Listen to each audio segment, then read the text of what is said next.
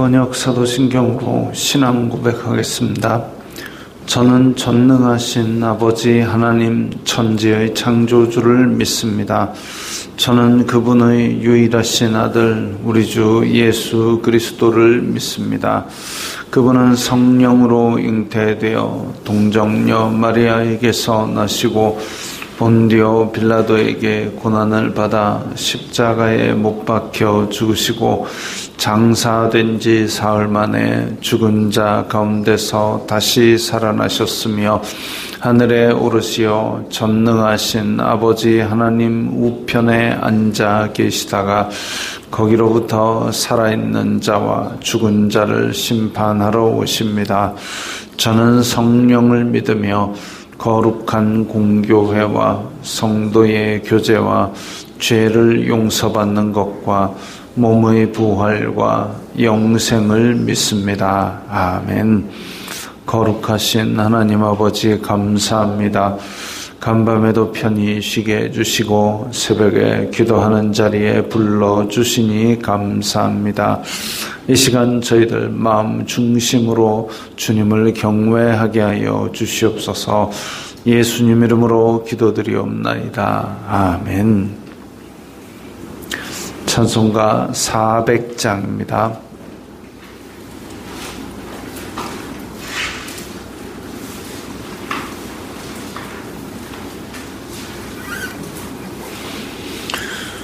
찬송가 400장입니다.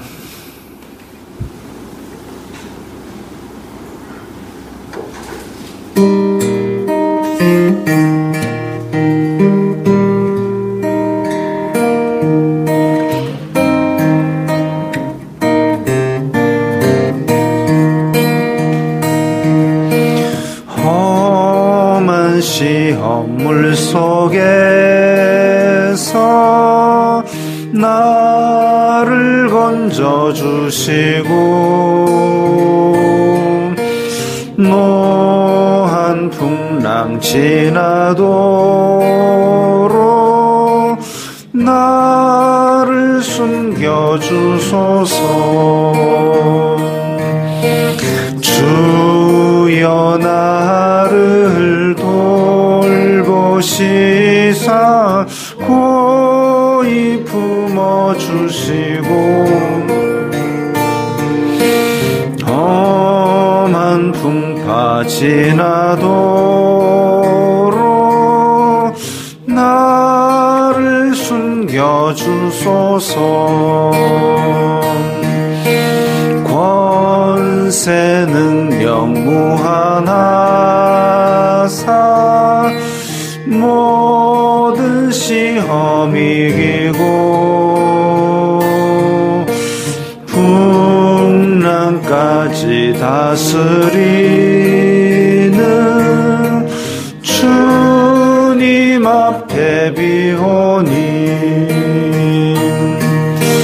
주여 나를 돌보시사 고이 품어주시고 험한 풍파 지나도록 나를 숨겨주소서. 죄악 길에 빠지니 몸 캄캄한 데 헤매며 부르짖는 나의 원 들으소서. 내 주여 주여 나를 돌보시사 고이 품어주시고 험한 풍파 지나도록 나를 숨겨주소서. 아멘.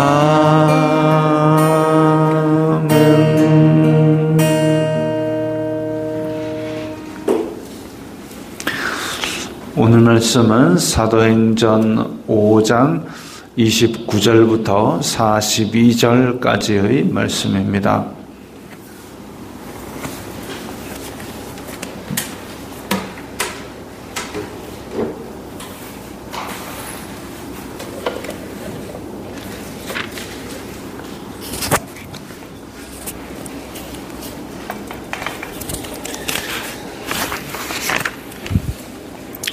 사도행전 5장 29절부터 42절까지의 말씀 함께 읽겠습니다.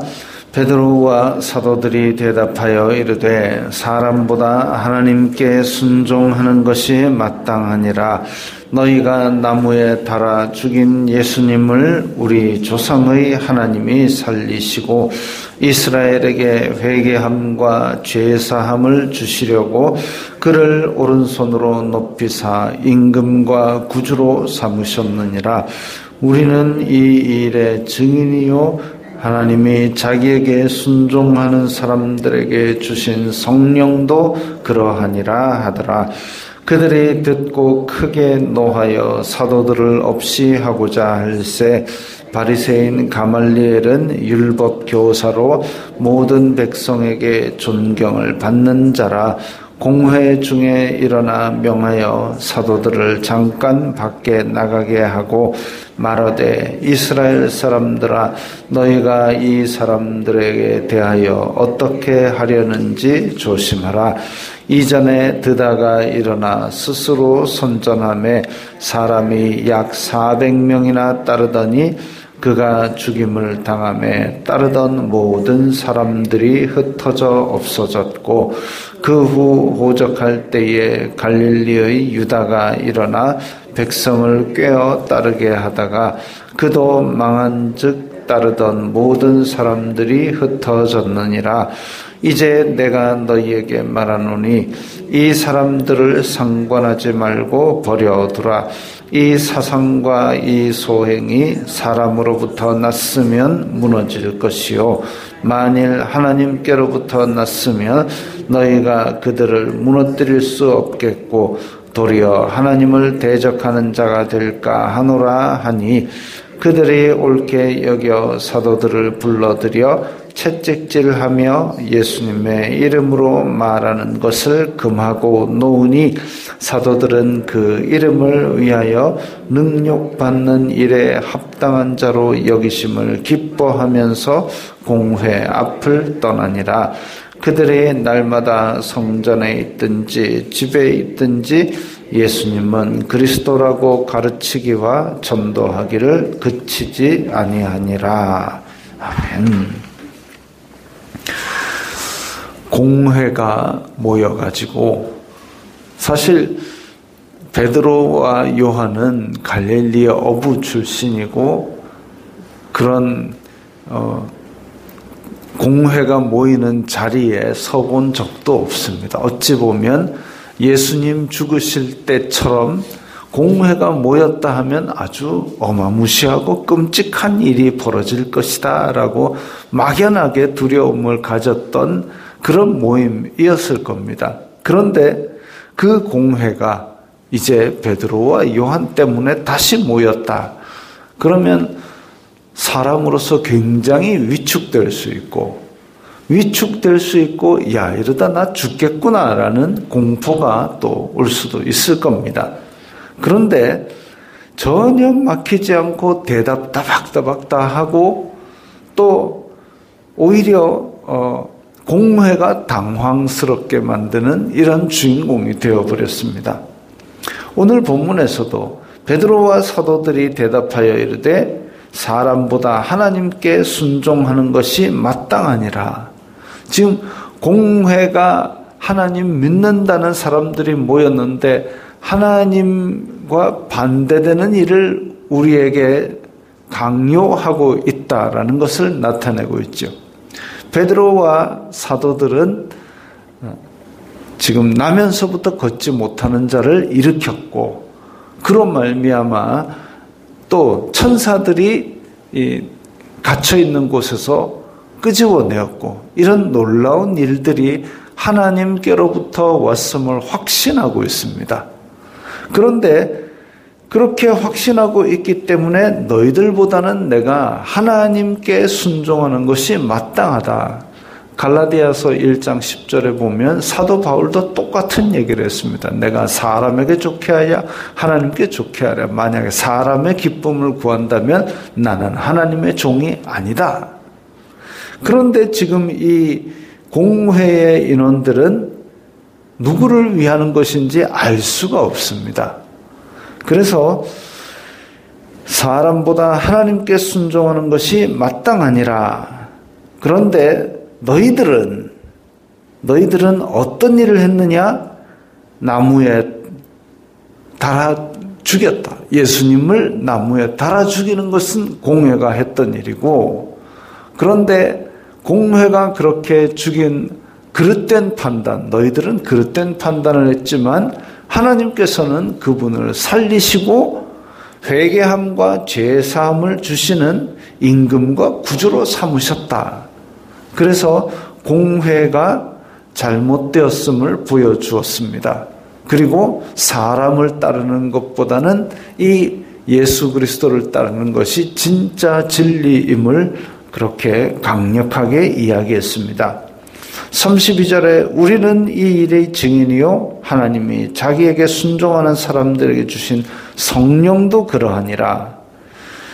사도들의 이 일이 성령님으로부터 나왔음을 또 이야기하면서 유대 사회에서는 증인이 한 명으로는 되지 않고 복수의 증인들을 사용하도록 하고 있습니다. 그래서 사도들도 증인이고 성령님도 증인이고 부인할 수 없는 이런 증인들이 서 있는데, 근데 어찌하여 이 공회라고 하나님을 모이는 사람들의 지도자라고 모인 사람들이 하나님을 거역하는 일을 하느냐라고 지금 한편으로는 약간 꾸짖는 거지요.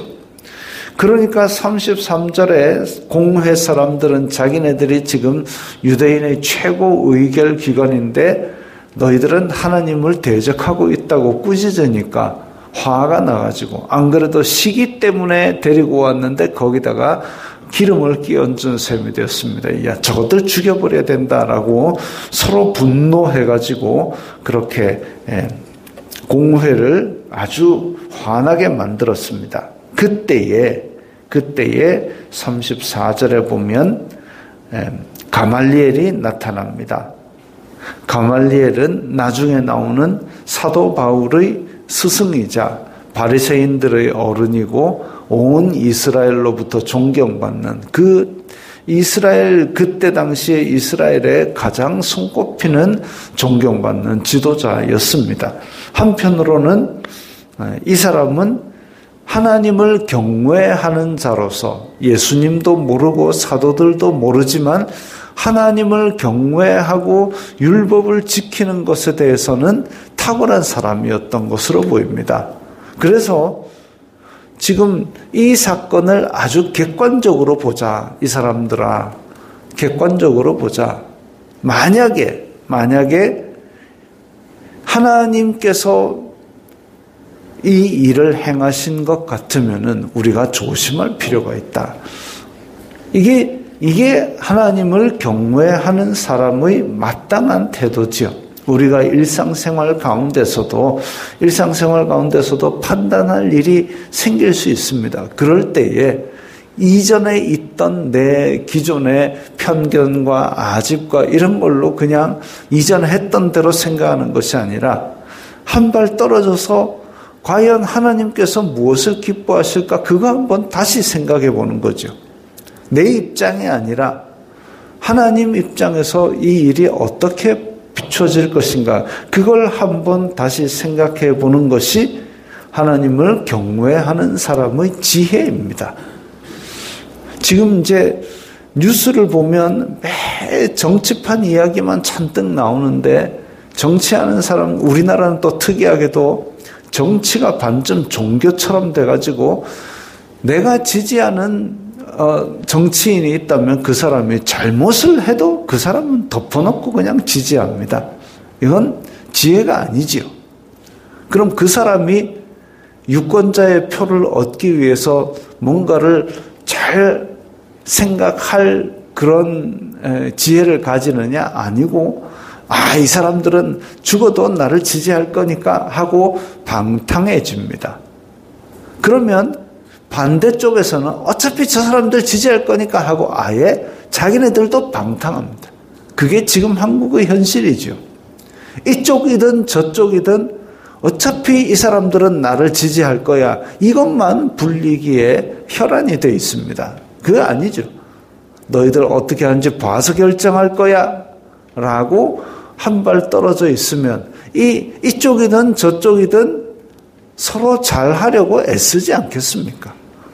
지금 엉망진창인 모습만 계속 자기네들끼리만 싸우고 앉았습니다. 이 꼴을 한 달 반을 더 볼 생각을 하면 참 안타깝습니다.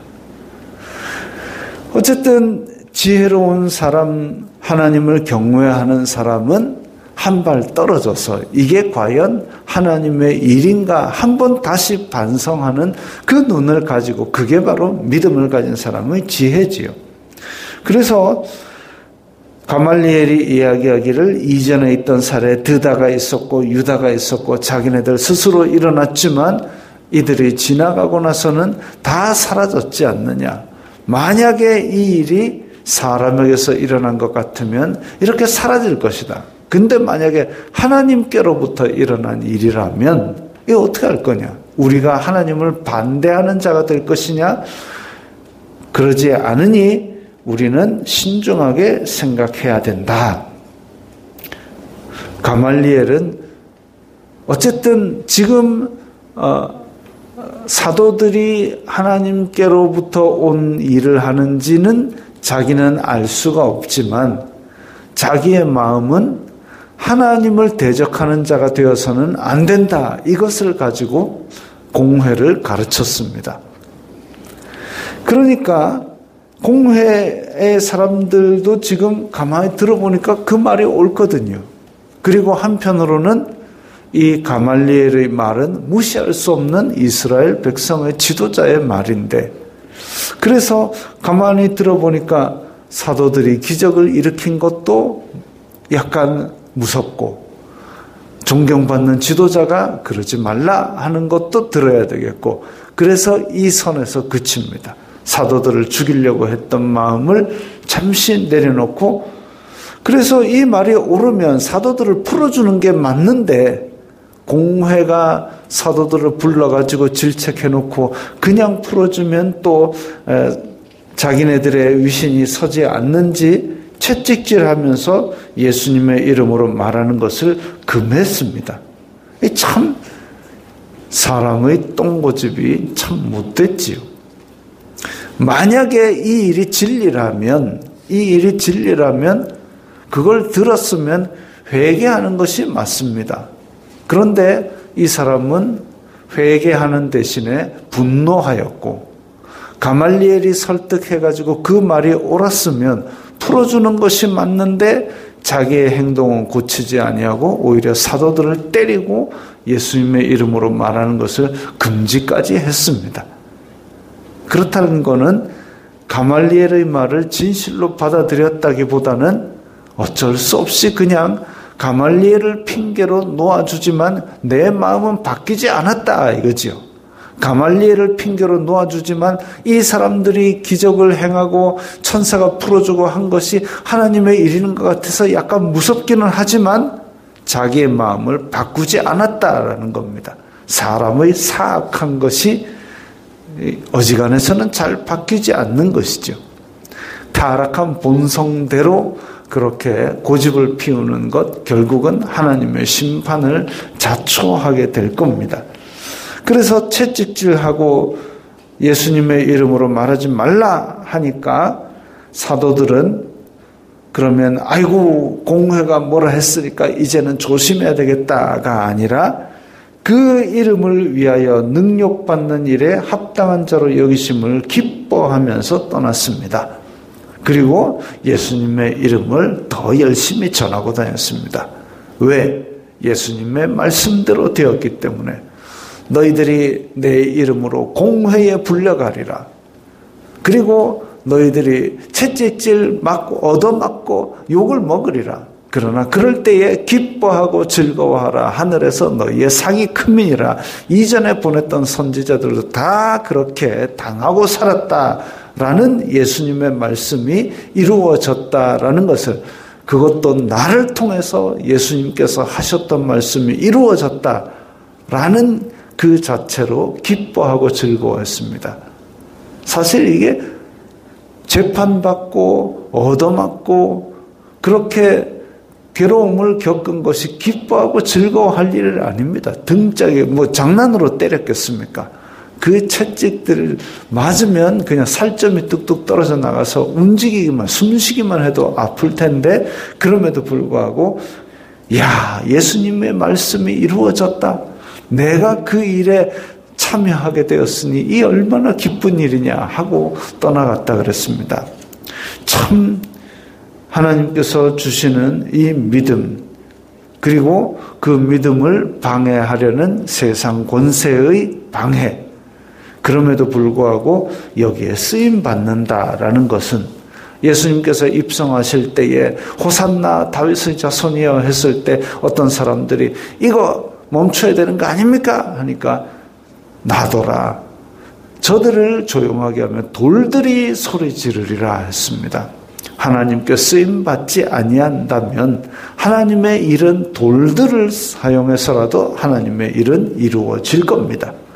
그런데 우리가 만약에 사용된다면 우리의 길이 험하고 고통스러울지라도 우리는 기뻐하고 즐거워하면서 하나님의 뜻이 이루어짐을, 나를 통해서 이루심을 감사하고 기뻐하는 그런 깊은 믿음을 가져야 되겠습니다.